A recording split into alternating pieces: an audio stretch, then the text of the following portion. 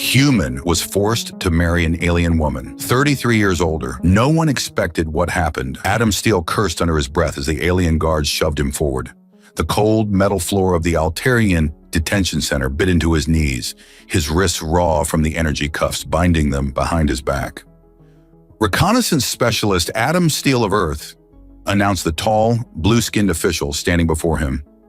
You stand accused of unauthorized entry into restricted Altarian territory, espionage against the sovereign Altarian Dominion, and violation of interspecies, Treaty Code 5591.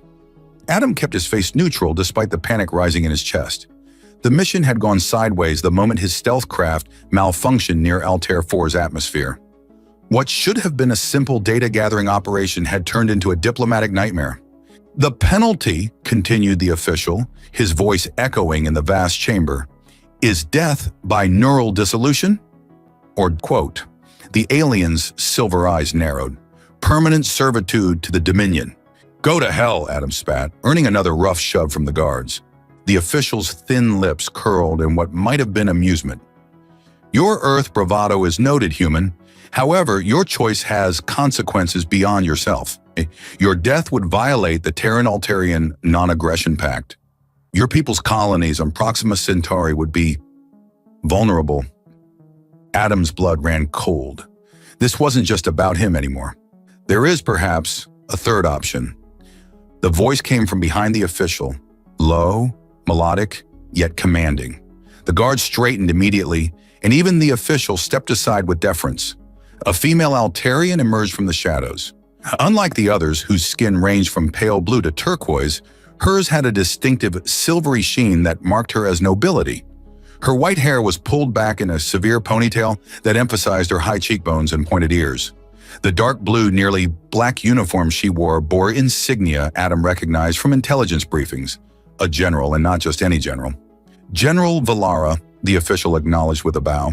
Valera. The name hit Adam like a punch to the gut. The infamous Valera, who had led the Altarian forces during the Orion conflict. The strategist who had outmaneuvered Earth's best military minds. She approached Adam, her movements fluid and precise. Up close, he could see the fine lines around her eyes. The subtle markers of age that humans might miss if they didn't know what to look for. Intelligence had her at 63, ancient by human standards, but merely mature for her long-lived species. I invoke the right of clemency, she announced, her gaze never leaving Adam's face. The official looked stunned. General, this is highly irregular. I am well aware of our laws, Administrator Krell, she cut him off. The right of clemency allows any citizen of appropriate rank to claim responsibility for an offender through formal union. I claim this human. Adam's jaw dropped. What the hell does that mean? Valara's expression remained impassive. It means, human, that I am offering to marry you under Altarian law. This would spare your life and prevent interspecies conflict. Marry? Adam couldn't keep the disgust from his voice. Lady, I don't even know you. You know enough, she replied coolly. I am offering you life instead of death. Your alternative is neural dissolution or slavery. Choose. Adam looked around the chamber, at the armed guards, at the smug administrator, at the cold, calculating eyes of General Valera. He was trapped, cornered like an animal. What kind of marriage? He asked through gritted teeth. A legal one, she answered. You would live in my household. You would be afforded certain protections under Altarian law. You would not be a prisoner, but neither would you be free to leave the planet. And what do you get out of this arrangement? Something flickered across her face, too quick to identify. That is my concern, not yours. Administrator Krell cleared his throat. The human must decide now, General. The execution chamber is prepared. Adam closed his eyes. He thought of Earth, of his family, of the colonies that might suffer if he chose death. He thought of the life he'd had, the freedom, the adventures, the future he'd planned. All gone now. Fine, he said finally, the word tasting like ash in his mouth. I accept. Valera nodded once.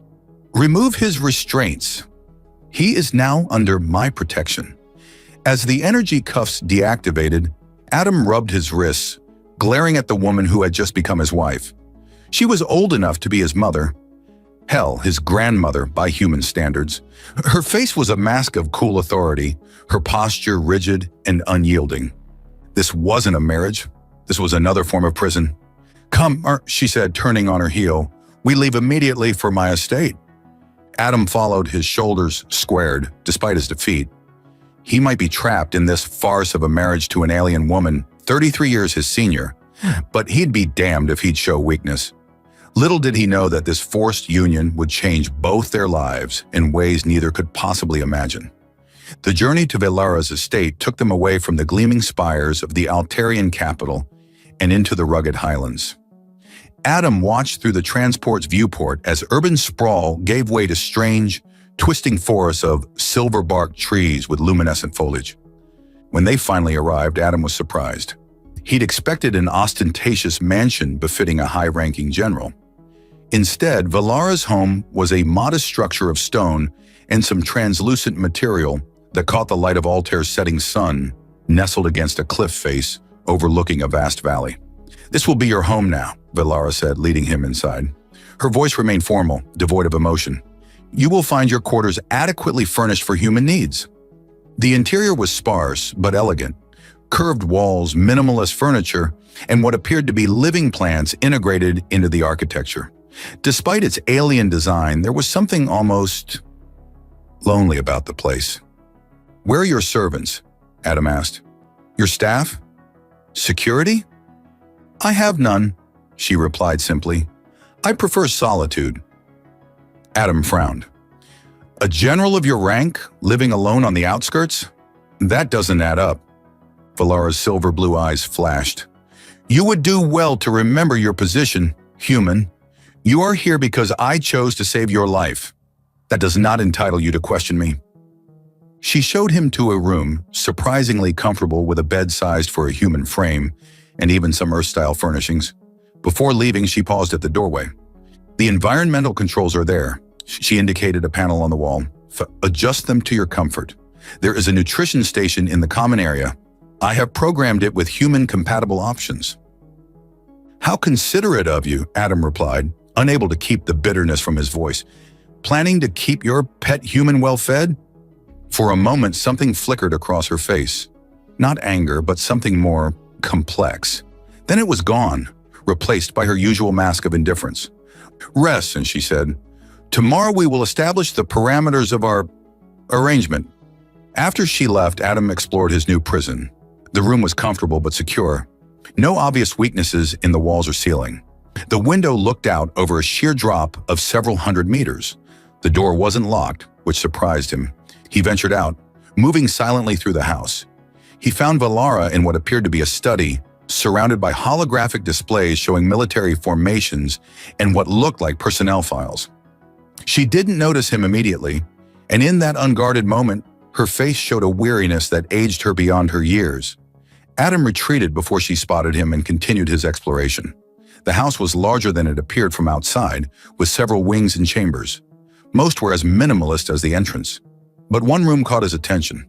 A chamber filled with artifacts that were distinctly non-Altarian. Some he recognized as human in origin. Curious, he examined them. A vintage Earth compass, books printed on actual paper, a collection of old Earth music recordings. Why would an Altarian general collect human artifacts? By nightfall, Adam had made his decision.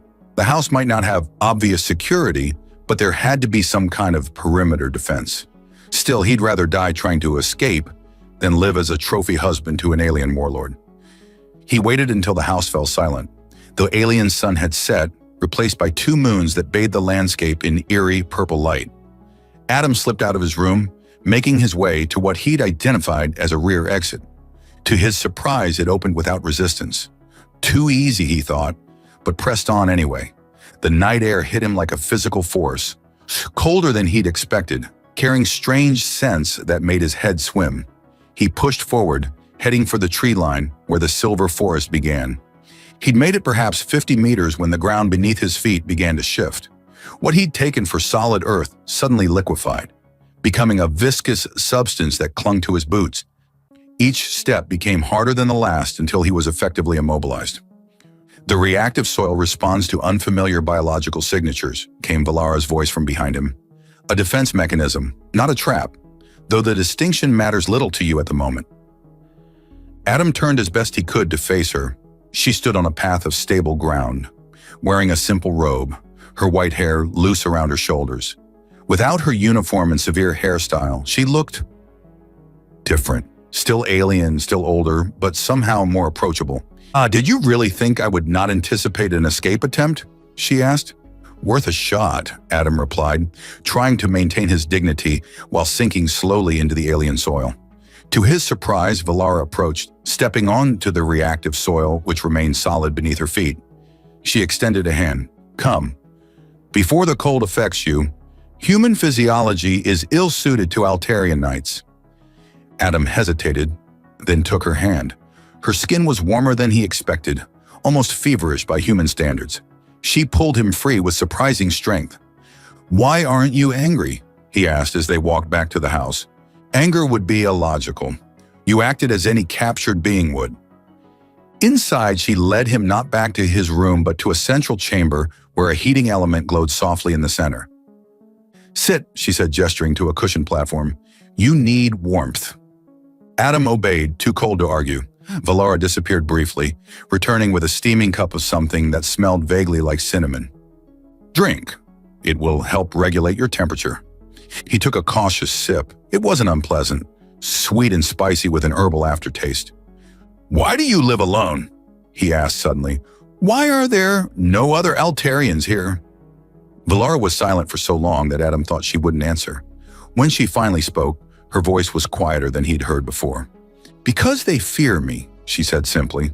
"Or they hate me. Sometimes both." "You're a war hero. I've read the intelligence briefs." "I am a necessary evil," she corrected. "I won battles they needed won, using methods they prefer not to acknowledge." For the first time, Adam saw past the cold exterior to something raw underneath. Isolation, pride, perhaps even pain.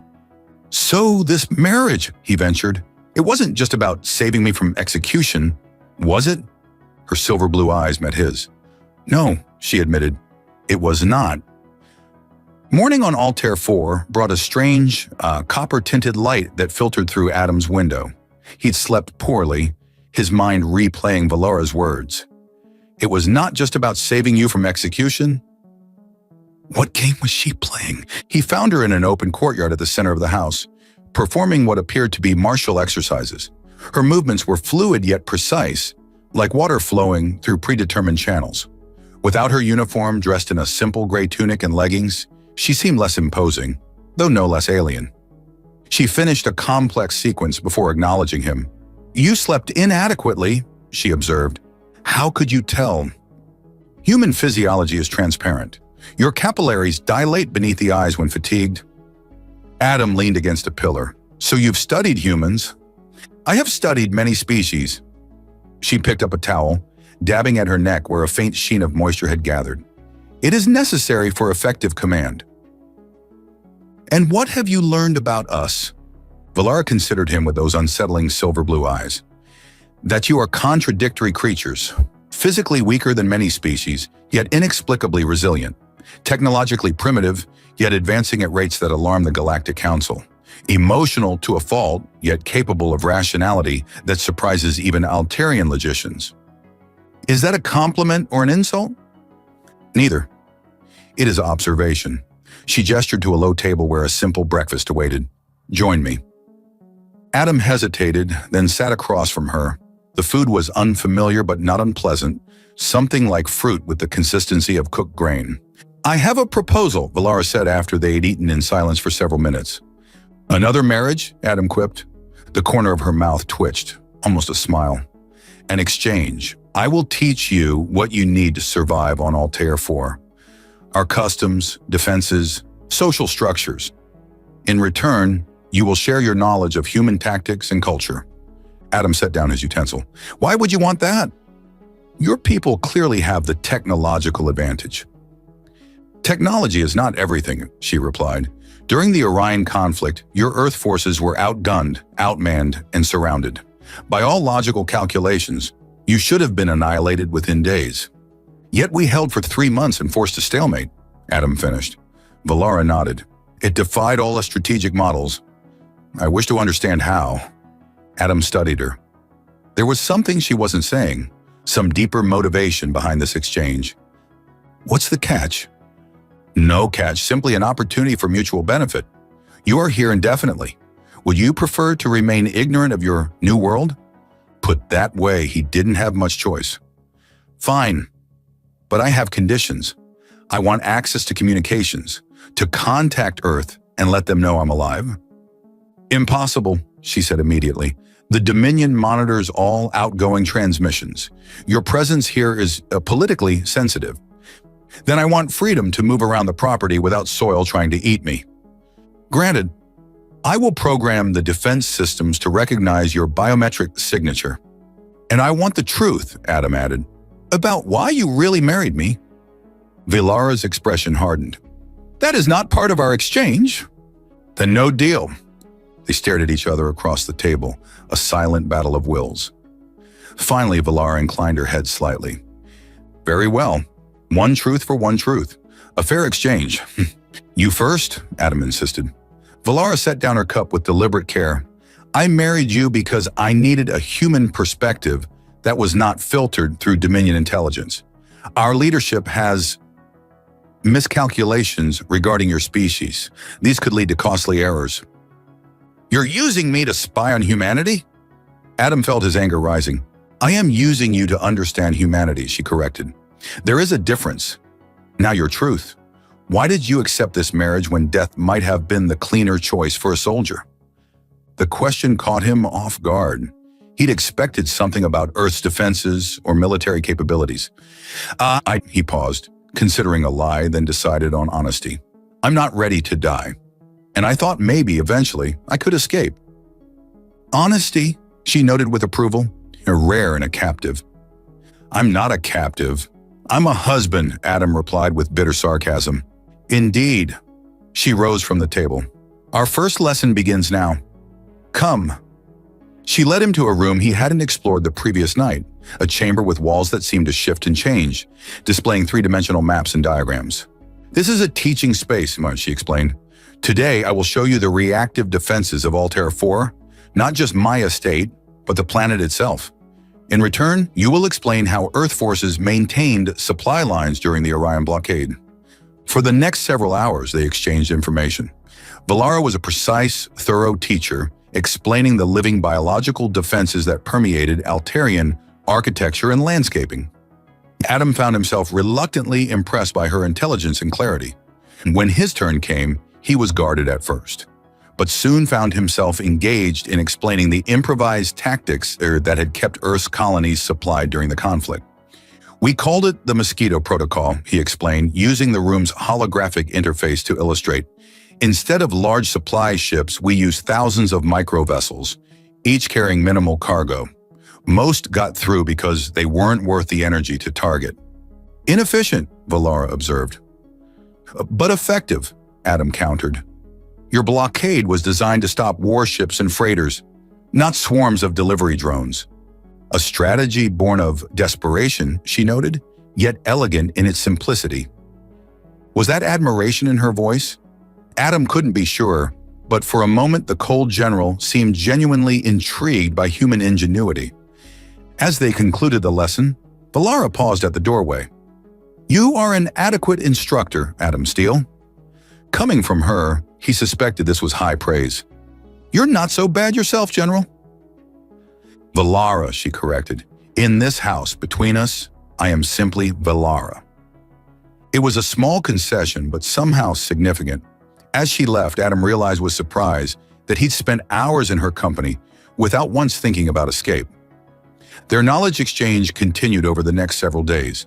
Adam found himself grudgingly impressed by Vilara's tactical mind and her willingness to share information about Alterian defenses. For her part, she seemed genuinely fascinated by human adaptability and what she called their creative improvisation under pressure. On the fifth day, Vilara announced a change to their routine.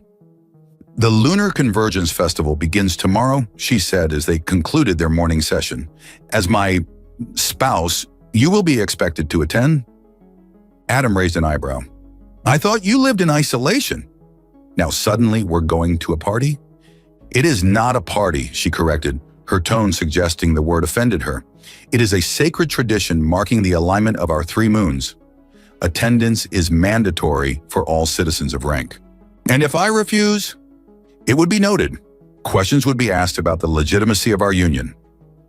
Adam understood the implication. Their arrangement would be scrutinized, potentially endangering them both.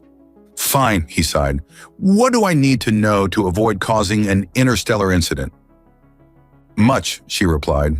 We will begin your cultural instruction immediately. She led him to a different room, one he hadn't explored before. Inside was what appeared to be a wardrobe chamber, with various Altarian garments displayed on illuminated panels. You will need appropriate attire, she explained, activating a scanning beam that swept over his body. The festival has strict protocols regarding appearance. As the scanner worked, Adam noticed something on a shelf behind Valara, a small metal object that looked distinctly human in design. Curious, he moved closer. Is that a pocket watch? Valara stiffened almost imperceptibly. It is an Earth timepiece, yes. Adam picked it up, turning it over in his hand. The silver case was tarnished but intact, and when he opened it, the mechanism still ticked. But what froze him in place was the inscription inside the cover. To Jonathan Steele, for valor beyond duty, Earth Defense Force, 2187. This belonged to my grandfather, Adam whispered, looking up at Valara with shock. How the hell do you have it? For the first time since he'd met her, Valara appeared genuinely discomposed. She took a step back, her silver blue eyes widening slightly. You are Jonathan Steele's descendant? His grandson. He disappeared during a reconnaissance mission to the Altair system 30 years ago. His ship was reported lost with all hands. Adam's fingers tightened around the watch. What is this doing here? Did you kill him? Anger flashed across Valara's face, real emotion breaking through her composed exterior. I did not kill him. I saved him.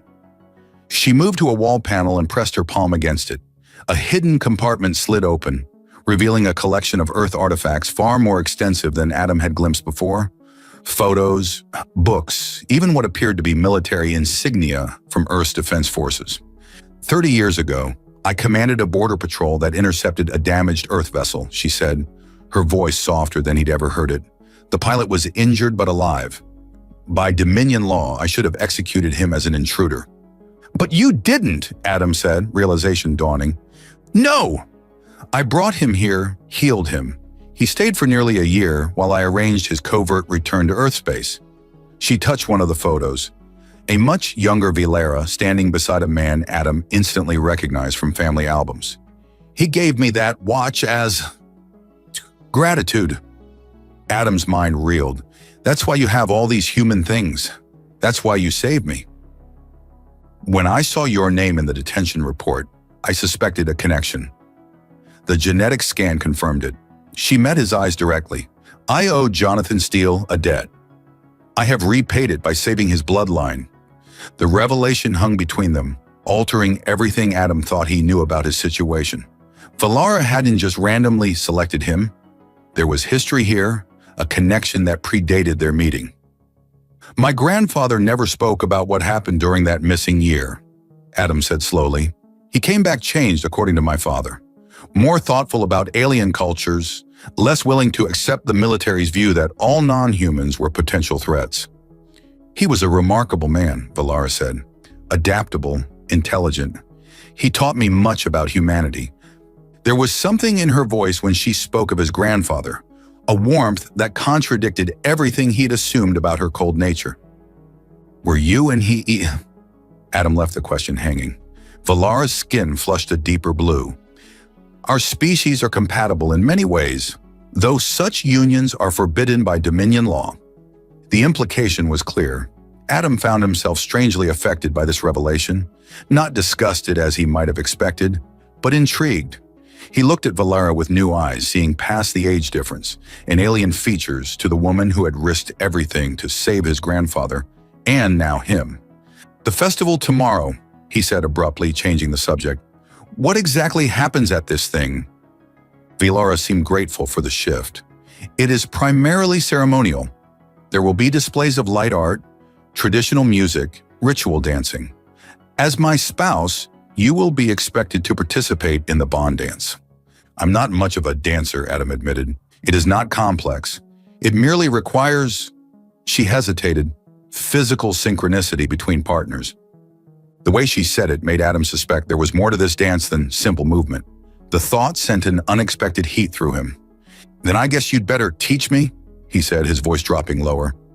Their eyes met, and for the first time, Adam saw Valara not as his captor or an alien general, but as a woman, one with depths and desires he was only beginning to understand. The Lunar Convergence Festival was held in the central plaza of the Alterian capital, a vast open space surrounded by towering spires that seemed to pierce the copper-hued sky. Adam felt every eye on him as he and Valara arrived, his discomfort only partially masked by the elaborate Alterian formal attire she had provided. A fitted suit of midnight blue material that shifted colors subtly with his movements, accented with silver threading that mimicked the patterns on Valara's own ceremonial dress. "Remember what I taught you," Valara murmured as they approached the gathering. "Speak only when addressed directly. Keep your responses brief. Do not initiate physical contact with anyone but me." "I know," Adam replied under his breath. "I'm not an idiot." "No," she agreed, surprising him. "You are remarkably adaptable, like your grandfather." The comparison sent an unexpected warmth through him. After yesterday's revelation about Jonathan Steele, Adam had spent the night reevaluating everything he thought he knew about Valara. The woman who had saved his grandfather, and possibly loved him, was nothing like the cold general he'd first encountered. A hush fell over the nearest group of Alterians as they approached. Adam recognized Administrator Krell among them, his thin lips pressed into a disapproving line. "General Valara," Krell greeted with a stiff bow. "How unexpected to see you at the Convergence, and with your human companion." "Husband," Valara corrected firmly. "As recognized by ancient law." Krell's gaze slid to Adam, cold and calculating. "Indeed. How fortunate for him that you invoked such an obscure statute." "The law is the law, Administrator," Valara replied, her tone leaving no room for argument. "Now, if you'll excuse us, the first alignment is about to begin." She guided Adam away with a light touch to his lower back. The contact, even through layers of clothing, sent a jolt through him that he couldn't entirely attribute to nervousness. "He suspects something," Adam whispered. "Krell has always opposed my methods," Valara replied. "He believes Alterians should maintain complete separation from other species. Yet here you are, married to a human. Twice, apparently." Valara's steps faltered slightly. "Your grandfather and I were never formally bonded. It would have been impossible then. But now, circumstances change, laws evolve, and sometimes—" She met his eyes briefly. "Sometimes personal convictions outweigh societal expectations." Before Adam could respond, music filled the air, a haunting, resonant sound, unlike anything he'd heard on Earth. The crowd moved toward the center of the plaza where three beams of light, silver, copper, and deep purple, intersected above a circular platform. "The first alignment," Valara explained. "It represents the beginning of the lunar convergence. We must join the honoring circle." She led him to where other couples were forming a ring around the platform. Adam noticed immediately that they were the object of intense scrutiny. Whispers and pointed looks followed them as they took their place in the circle. "They're not happy I'm here," he observed. "Many are not. Others are merely curious. Humans are rare on Altair 4. "And human Alterian couples?" "Rarer still," she admitted. The music shifted, becoming more rhythmic. The couples around them began to move in synchronized patterns, not quite dancing as Adam understood it, but a formal, almost ritualistic series of movements. "Follow my lead," Valara instructed, taking his hands. Her touch was warm, her fingers surprisingly soft for a military commander. Adam mirrored her movements, grateful for the practice they'd done the previous evening. The steps weren't complex, but they required a precise synchronization between partners that felt strangely intimate. As they moved, Adam became aware of a subtle change in the atmosphere. The three beams of light overhead intensified, and with them, A sensation like static electricity seemed to build between him and Valara.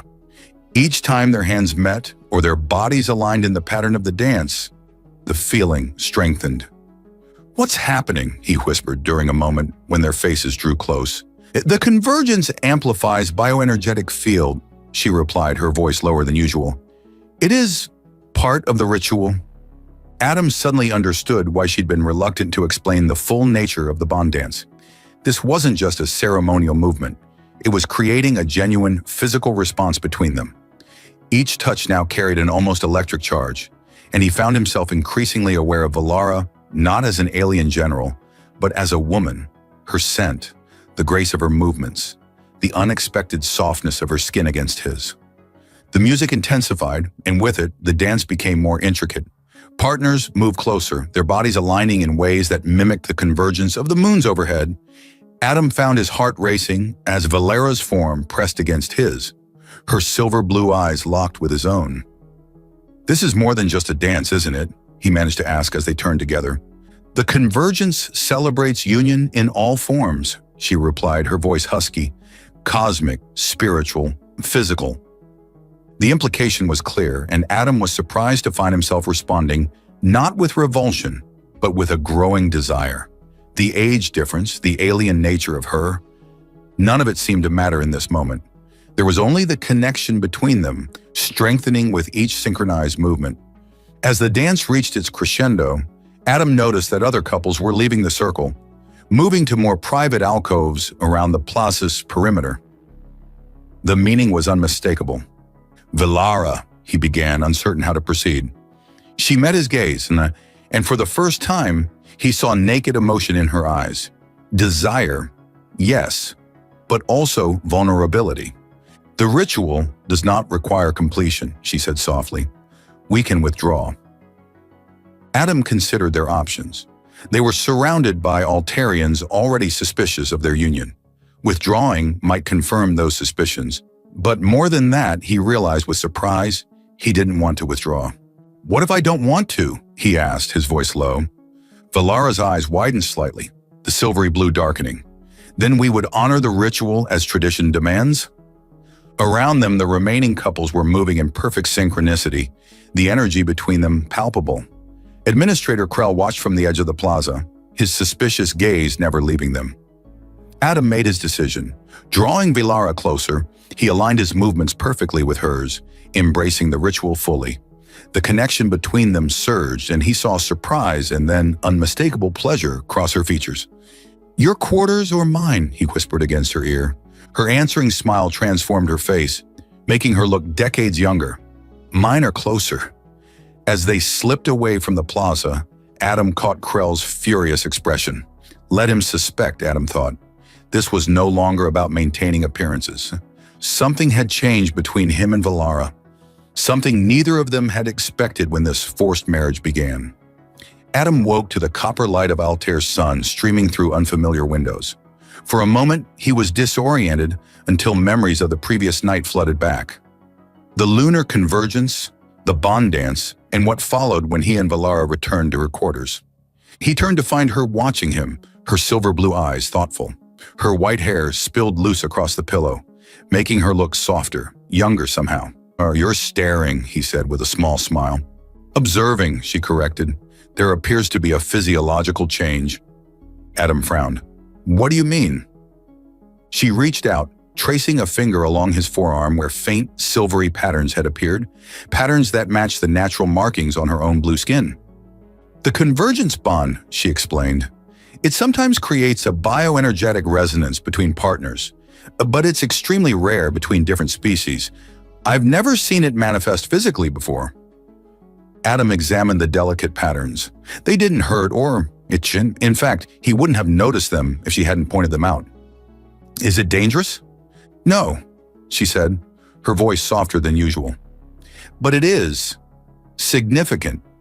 It suggests a compatibility between us that defies conventional Altarian science." Adam felt an unexpected surge of pride at that. Humans defying alien expectations. It was practically a species trait at this point. "So last night wasn't just the ritual affecting us?" he asked. Valara's skin flushed a deeper blue.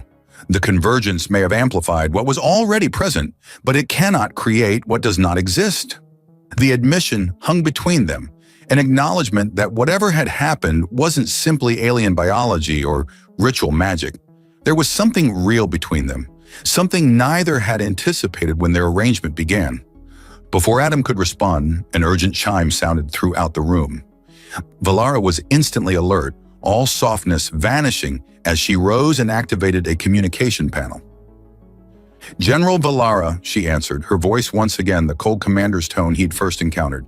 "General," came a formal voice, "your presence is required immediately at Central Command. By order of the High Council." "Understood, I will arrive within the hour." As the communication ended, she turned to Adam, her expression grave. "Something has happened." "Krell?" Adam guessed. "Possibly. Get dressed. You're coming with me." "Is that wise? If they're already suspicious?" "If they're questioning my loyalty, leaving you unguarded would be a tactical error," she said, already donning her formal uniform. "Besides, the bond markings, they may provide an unexpected advantage." Adam didn't fully understand, but he dressed quickly in the formal attire from the previous night. As they prepared to leave, Valara surprised him by taking his face in her hands and pressing her forehead to his, an Altarian gesture of intimacy he recognized from their cultural lessons. "Whatever happened," she said quietly, "know that I do not regret what has grown between us." The journey to Central Command was tense and silent. They arrived to find the massive structure surrounded by additional security forces. Inside, the atmosphere was charged with barely contained hostility as they were escorted to the High Council chamber. Administrator Krell stood before a semicircle of senior Altarian officials, a triumphant gleam in his eyes as Adam and Valara entered. "Ah, General," Krell said with mock deference, "how good of you to join us. And with your human companion." "My husband," Valara corrected firmly, "is recognized under ancient law." "Yes, about that," Krell replied, activating a holographic display. "We've been reviewing your unusual arrangement. It seems the marriage was conducted with remarkable haste immediately following the humans' capture. One might almost suspect ulterior motives." "The law allows for the right of clemency," Valara stated. "My motives are irrelevant." "Are they?" Krell turned to the council. "Esteemed members, I submit that General Valara has been compromised. This is not her first inappropriate contact with humans. There is evidence she harbored another Earth agent 30 years ago, one Jonathan Steele." Adam felt Valara stiffen beside him, but her face remained impassive. "Furthermore," Krell continued, "I believe her tactical decisions during the Orion conflict were influenced by this human contamination. She deliberately avoided strategies that would have resulted in total human defeat." One of the council members leaned forward. "These are serious accusations, Administrator. What evidence supports them?" "A full investigation of her residence has revealed numerous Earth artifacts," Krell replied smugly, "and more damning, medical scans from last night's convergence show an unprecedented bioenergetic bond has formed between her and this human. Proof of contamination." Adam had heard enough. Stepping forward despite Valara's warning hand on his arm, he addressed the council directly. "With respect, I'd like to speak." The council members exchanged surprised glances. It was clearly unusual for a non-Altarian to address them directly. "The human may speak," the central figure finally said. "You call it contamination? I call it evolution," Adam began.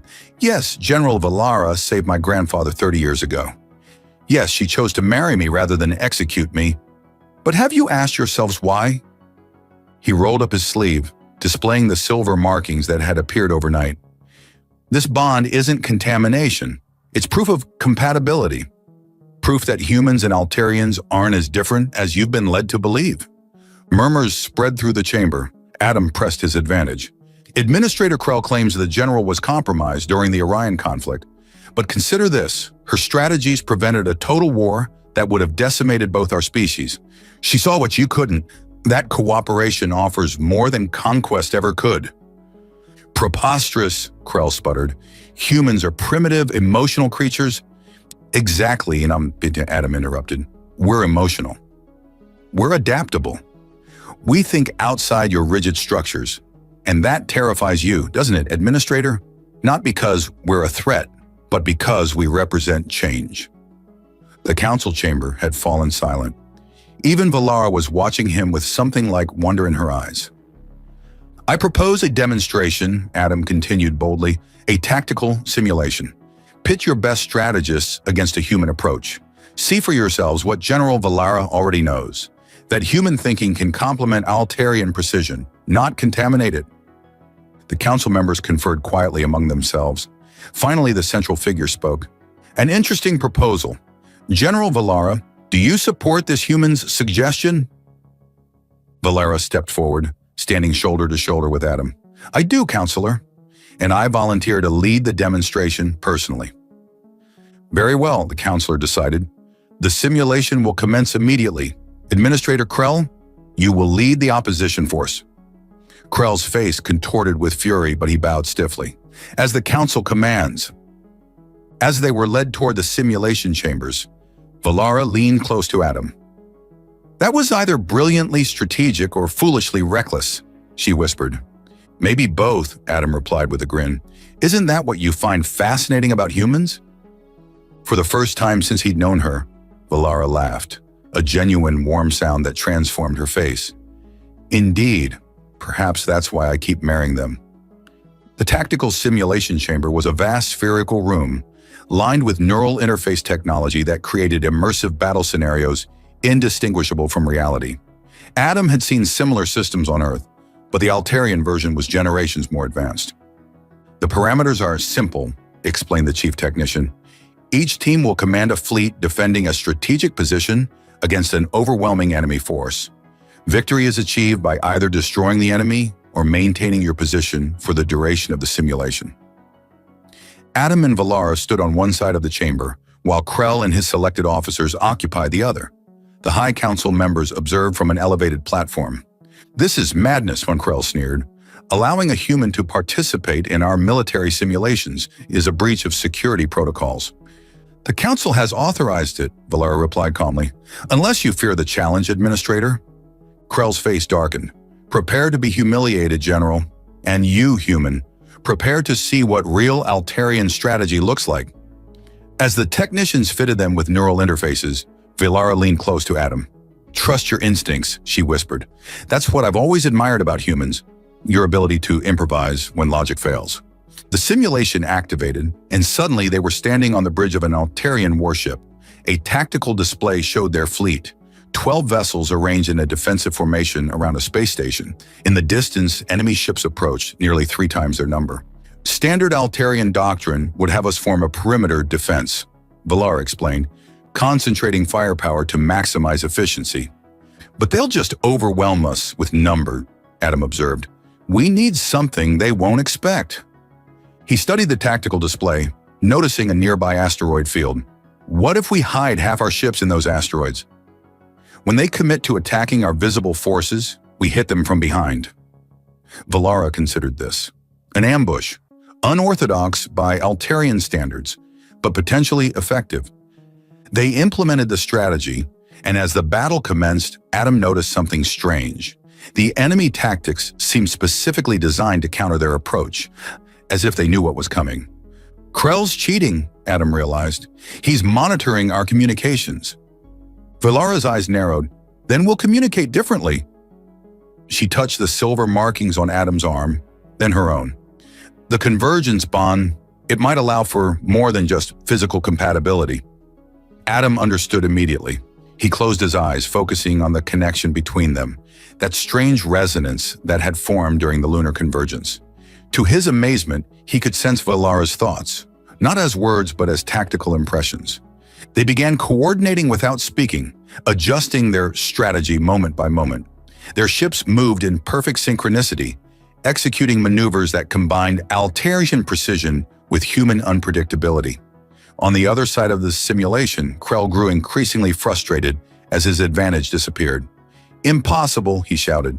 They can't be communicating. We're jamming all frequencies. The council members leaned forward, clearly intrigued by the unexpected development. As the simulation progressed, Adam sensed something changing in the parameters. The enemy ships were becoming more powerful, their weapons more destructive than the simulation had initially specified. "He's altering the program," Adam communicated through their bond, "trying to force our defeat. Then we'll change the game entirely," Valara responded. Through their mental link, they devised a strategy no Altarian would ever consider, sacrificing half their fleet in a kamikaze run that appeared suicidal, but created a chain reaction in the asteroid field. The resulting explosion engulfed the enemy armada, leaving Krell's forces in disarray. When the simulation ended, the chamber returned to normal. The council members were on their feet, their normally impassive faces showing clear astonishment. "Unprecedented," the lead counselor declared. "General Valara and the human have demonstrated remarkable tactical synergy." "They cheated," Krell protested. "They used some form of unauthorized communication." "The only one who cheated was you, Administrator," Adam replied calmly. "You altered the simulation parameters during the exercise. The system logs will confirm it." The chief technician quickly verified Adam's claim, and Krell's face contorted with rage. "This proves nothing. The human is a contaminant. Their entire species is a galactic infection that must be contained." "Enough!" The lead counselor's voice echoed through the chamber. "Administrator Krell, you are relieved of duty pending investigation into your conduct." As security officers escorted the fuming Krell away, the counselor turned to Adam and Valara. "What we witnessed today cannot be ignored. The bond between you, this ability to communicate and coordinate beyond our understanding, it suggests possibilities we have not considered." Valara stepped forward. "Counselors, for decades I have believed that Altair's isolation has limited our potential. My experience with humans, first with Jonathan Steele and now with Adam, has shown me that our species can complement each other in ways that strengthen us both." "A compelling argument," the counselor acknowledged. "What would you propose, General?" "A diplomatic mission to Earth," she replied without hesitation, "with Adam as my partner, liaison. It's time we explored formal relations beyond our limited military interactions." The council conferred briefly before the leader spoke again. "Your proposal has merit, General. It will be considered. In the meantime, your marriage to the human Adam Steele is formally recognized and sanctioned by the High Council. The charges against you are dismissed." As they left Central Command, Adam felt a weight lift from his shoulders. "So I'm no longer a prisoner or a political convenience?" "You never were," Valara replied softly. "Not to me. Not after I began to know you." Back at Valara's estate, their home now, Adam realized, they stood on the balcony overlooking the Silver Forest, the 3 moons of Altair still visible in the daytime sky. "When I was captured," Adam said, "I thought my life was over. I was furious at being forced to marry an alien woman 33 years older than me. I never imagined that you would find compatibility, respect, perhaps even love." Valara's voice held a warmth that still surprised him. "All of that," Adam agreed, tracing the silver patterns on his arm that matched hers. "No one could have expected what happened between us." "Humans," Valara said with affectionate exasperation, "always defying expectations. It's what makes your species so remarkable." "Is that why you've married 2 of us now?" Adam teased. Valara laughed, a sound he'd grown to cherish. "Perhaps I have a type." She grew serious, taking his hands in hers. "The diplomatic mission to Earth, it won't be easy. There will be resistance on both sides." "Then they'll just have to get used to it," Adam replied confidently. "If a human reconnaissance specialist and an Altarian general can find common ground, there's hope for our species." "More than common ground," Valara murmured, drawing closer. "A new beginning." As they sealed this promise with a kiss, Adam reflected on the strange journey that had brought him here. What had begun as a forced marriage to an alien woman significantly older than himself had transformed into something neither of them could have predicted. A bond that transcended age, species, and the cold calculations of politics. In the end, it wasn't Altarian technology or human resourcefulness alone that had changed everything. It was the unexpected capacity of both species to connect, to adapt, and to grow together. And in that realization lay the true promise of their future.